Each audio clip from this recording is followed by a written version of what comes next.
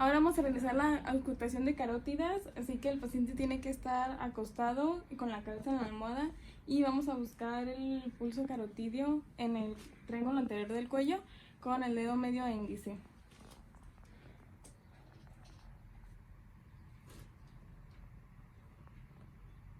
Ok, ahora vamos a auscultar con el estetoscopio en campana, vamos a escuchar.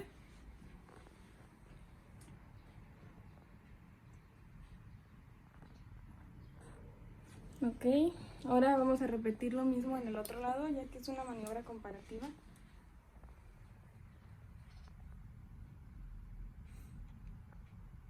Y otra vez auscultamos.